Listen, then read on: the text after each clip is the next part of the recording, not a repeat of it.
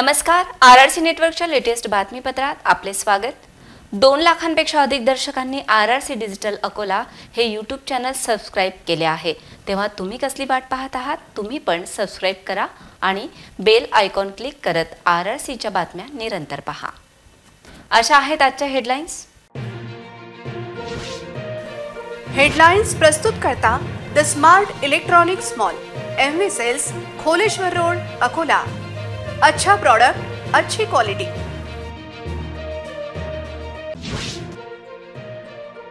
देशाचा 78वा स्वातंत्र्य दिन सर्वत्र उत्साहात साजरा। जिल्हाधिकारी यांच्या हस्ते झाले ध्वजारोहण।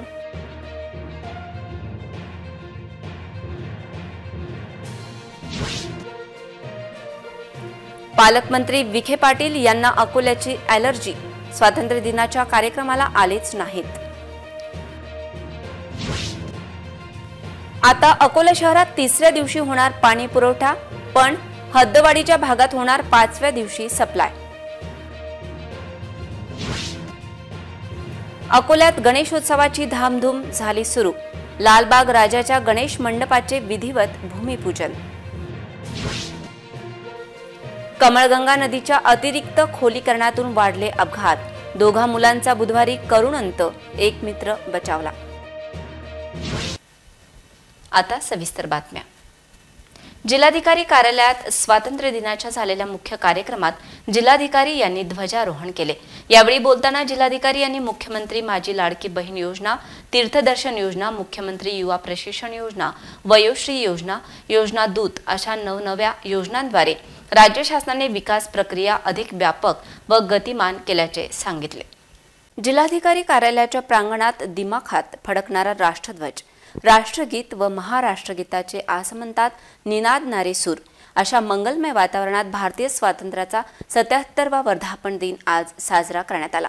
जिल्हा परिषद अध्यक्षा संगीता अढाऊ, आमदार अमोल मिटकरी, जिल्हा परिषद मुख्य कार्यकारी अधिकारी वैष्णवी बी, पोलीस अधीक्षक बच्चन सिंह, महापालिका आयुक्त डॉक्टर सुनील लहाणे यांच्यासह अनेक मान्यवर यावेळी उपस्थित होते।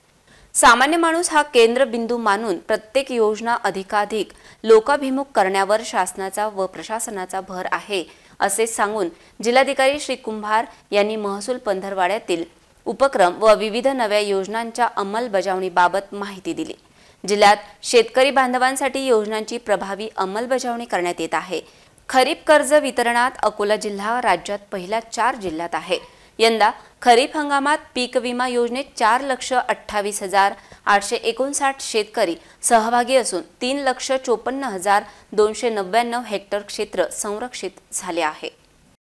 तसेच या देशाच्या स्वातंत्र्यासाठी योगदान देणाऱ्या शहीद, हुतात्मे व महापुरुषांच्या पवित्र स्मृतीस वंदन करतो। स्वातंत्र्य चळवळीच्या तेजस्वी इतिहासाचे स्मरण करण्यासाठी व प्रत्येक भारतीयाच्या मनातील देशभक्तीची ज्योत अधिक उज्ज्वल करण्यासाठी माननीय पंतप्रधानांच्या आवाहनानुसार हर घर तिरंगा ही मोहीम राबवण्यात येत आहे। या मोहिमेअंतर्गत प्रत्येक घर, प्रत्येक पर्यटन स्थळ, इमारत व शासकीय तसेच खाजगी कार्यालयांवर देखील राष्ट्रध्वज दिमाखाने फडकत आहे। अकोला जिल्ह्यातील महान येथील काटेपूर्णा प्रकल्प, दगडपारवा प्रकल्प अशा मोठ्या जलाशयांसोबत बरोबरच सर्व महत्त्वाची ऐतिहासिक स्थळे, स्मारके व इतर कार्यालये रोषणाईद्वारे तिरंग्याच्या 3 रंगांनी उजळून निघाली आहेत। स्वातंत्र्य दिनाच्या ध्वजारोहणासाठी तरी किमान पालकमंत्री राधाकृष्ण विखे पाटील येतील अशी आशा अकोलेकरांना होती, पण त्या आशेवर पालकमंत्र्यांनी पाणी फेरल्याचे चित्र आहे। जिल्ह्याचे पालकमंत्री बदलण्याची मागणी होत असून नव्या सरकारमध्ये नवेच पालकमंत्री आता भेटतील अशी चर्चा राजकीय वर्तुळात होती। जिल्ह्यातील सैनिक देशासाठी शहीद झाला व त्या सैनिकाच्या घरी भेट देण्यासाठी पालकमंत्री राधाकृष्ण विखे पाटील किमान येतील अशी अपेक्षा होती, पण ते आले नाहीत।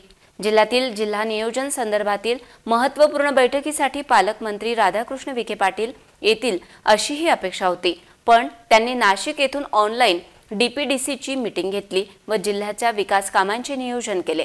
अकोल्याविषयी पालकमंत्र्यांना अनास्था का असा प्रश्न राजकीय पातळीवर चर्चेला जात आहे। भाजपच्या संघटनात्मक बैठकीसाठी अकोल्यात उपमुख्यमंत्री देवेंद्र फडणवीस आले, पण पालकमंत्री विखे पाटील यांनी मात्र अकोल्याकडे पाठ फिरवली। अकोल्यासोबत त्यांचा कुठलाही कनेक्ट नसल्याची चर्चा असून जिल्ह्याचे खरे पालकत्व कोणाकडे असा प्रश्न विचारला जात आहे। आज देशाच्या स्वातंत्र्याच्या 78व्या मंगलदिनी किमान पालकमंत्री ध्वजारोहणासाठी येतील अशी अपेक्षा होती, पण आजही ते आले नाहीत। स्वातंत्र्य दिनानिमित्त आज जिल्हाधिकारी यांनी मुख्य शासकीय कार्यक्रमात ध्वजारोहण केले। महान धरण काठोकाठ भरल्याने महापालिकेने दर तिसऱ्या दिवशी पाणी पुरवठा करण्याचा निर्णय घेतला आहे, पण अशा प्रकारे पाण्याचा अपव्यय का करण्यात येत आहे असा प्रश्न अनेकांना पडला आहे। त्याचबरोबर जलशुद्धीकरणासाठी यामुळे अतिरिक्त निधी खर्च करावा लागणार आहे।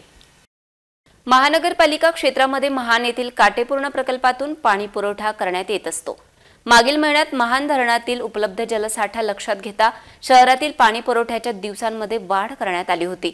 महान धरणाच्या जलसाठ्यात मोठ्या प्रमाणात वाढ झाली असून आज रोजी 77.2 दशलक्ष घनमीटर म्हणजे 89.19% जलसाठा उपलब्ध असल्याने मनपा आयुक्त तथा प्रशासक डॉक्टर सुनील लहाणे यांच्या आदेशाने पाणी पुरवठा वेळापत्रकमध्ये बदल करण्यात आला असून तसेच स्वातंत्र्य दिनाचे औचित्य साधून दिनांक 15 ऑगस्ट पासून हद्दवाढ भाग वगळता संपूर्ण शहराला 2 दिवसाआड म्हणजेच तिसरे दिवशी व हद्दवाढ भागाला 4 दिवसाआड म्हणजेच 5वें दिवशी पाणी पुरवठा सुरू करण्यात येत असल्याबाबत मनपा पाणी पुरवठा विभागाचे कार्यकारी अभियंता अमोल डोईफोडे यांनी कळविले आहे।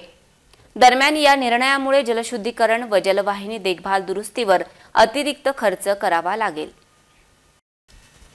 शहराच्या प्रसिद्ध एकता गणेश उत्सव मंडळाद्वारे लालबागचा राजा गेल्या अनेक वर्षापासून स्थापित केला जातो। यंदाच्या गणेशोत्सवानिमित्त उभारण्यात येणाऱ्या भव्य मंडपाचे आज विधिवत भूमिपूजन करण्यात आले।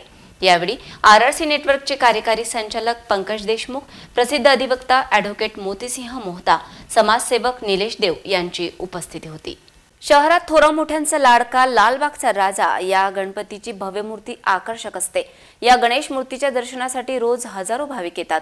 आज लालबागच्या राजा या गणेशाचे पाद्यपूजन तसेच गणेशोत्सव मंडपाचे माळीपुरा येथे भूमिपूजन सोहळा धार्मिक पद्धतीने अतिशय उत्साहात करण्यात आला।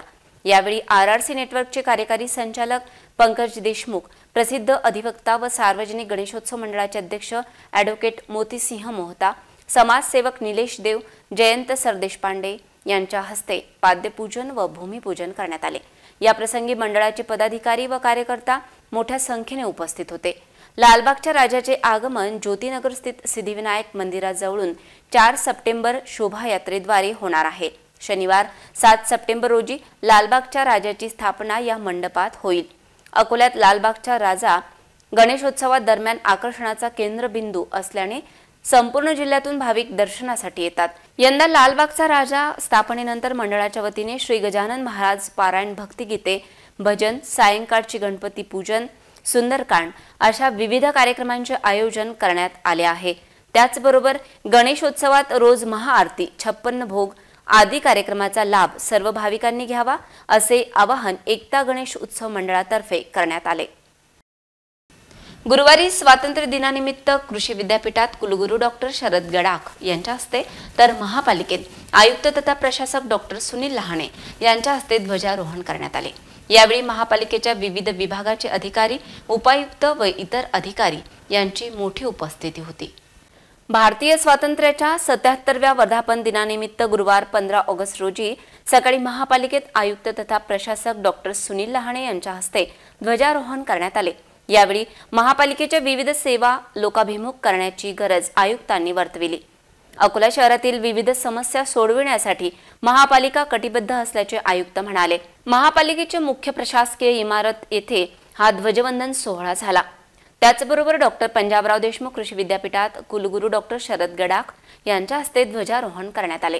कृषी विद्यापीठाच्या मुख्य प्रशासकीय इमारतीत हा सोहळा झाला।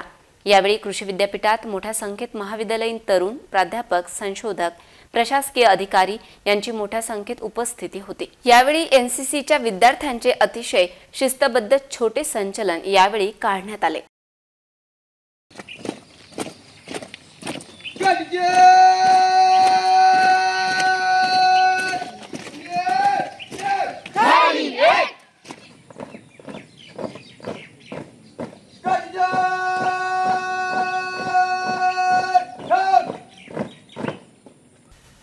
देशाचा 78वा स्वातंत्र्य दिवस सर्वत्र उत्साहात साजरा झाला।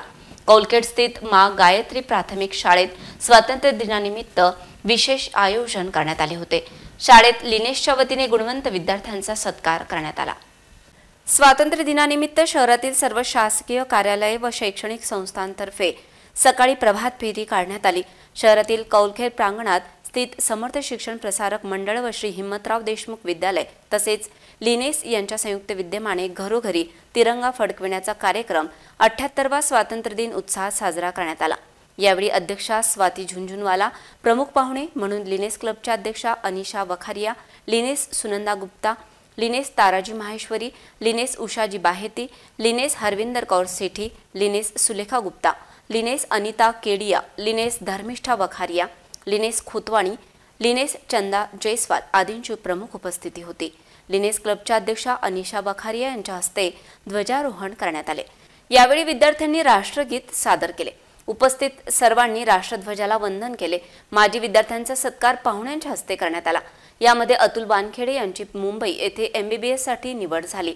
पोलीस पथकात निवड झालेल्या रोशनी विश्वकर्मा आणि 24 मार्चच्या शालांत परीक्षेत यश मिळविलेल्या आरती पागृत, लावण्य सोळंके, कांचन सोळंके यांचा समावेश होता।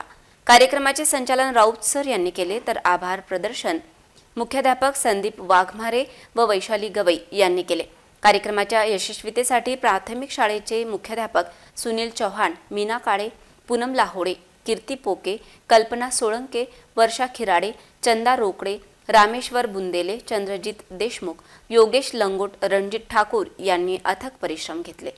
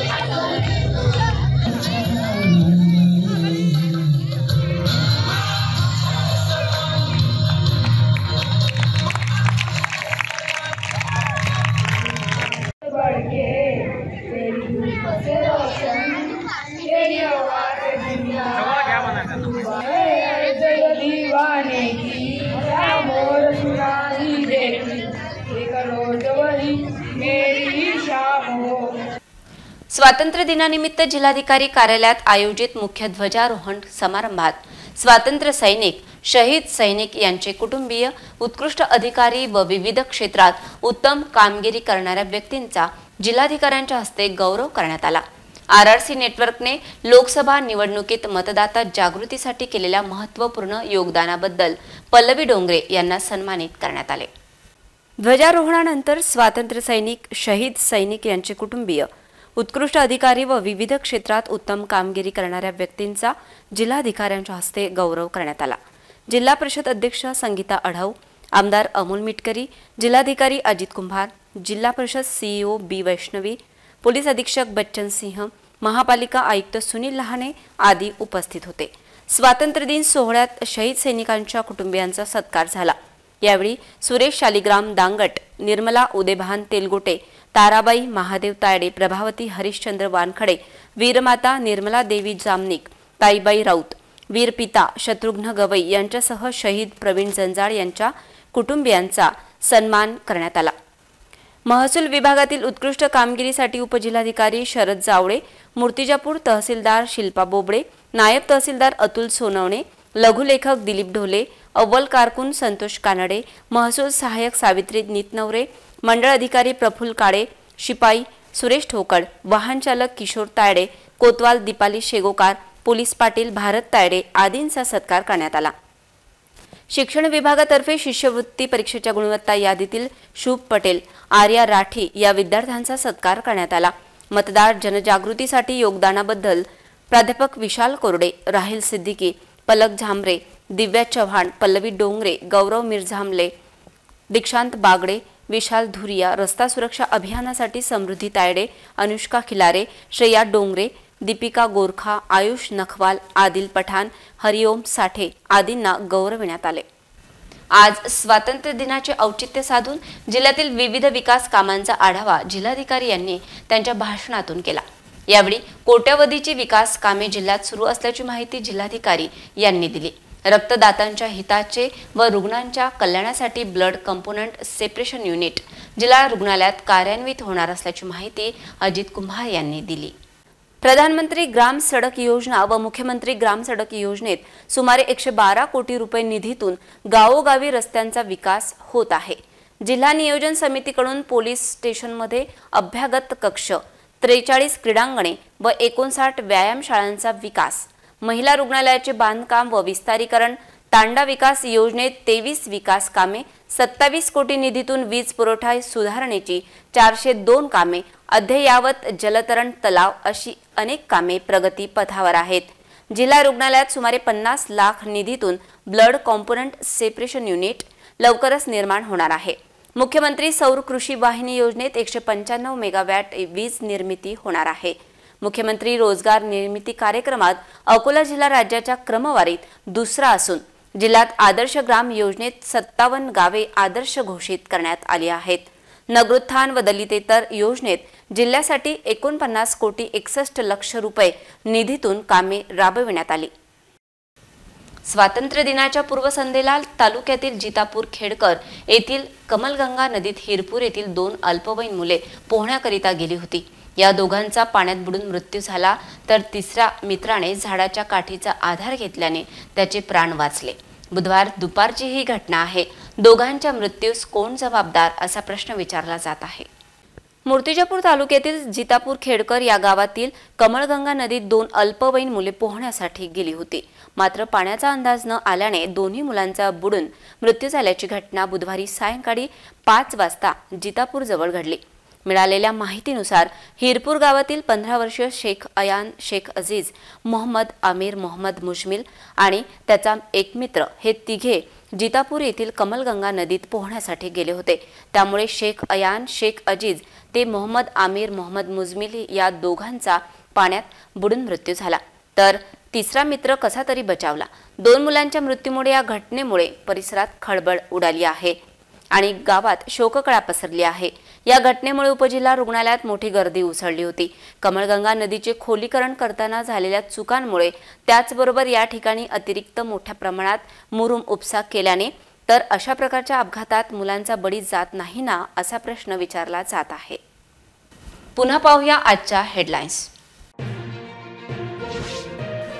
हेडलाइंस प्रस्तुत करता the smart electronics mall, MV sales, Kholeshwar road, Akola.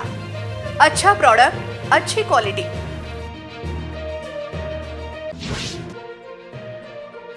देशाचा 78वा स्वातंत्र्य दिन सर्वत्र उत्साहात साजरा।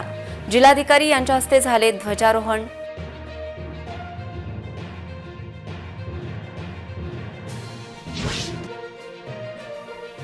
पालकमंत्री विखे पाटील यांना अकोल्याची ॲलर्जी, स्वातंत्र्य दिनाच्या कार्यक्रमाला आलेच नाहीत।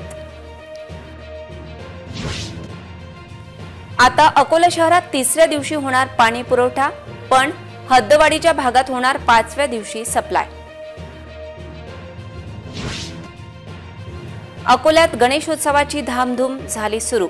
लालबाग राजाच्या गणेश मंडपाचे विधिवत भूमिपूजन। कमलगंगा नदीच्या अतिरिक्त खोलीकरणातून वाढले अपघात। 2 मुलांचा बुधवारी करुण अंत, एक मित्र बचावला।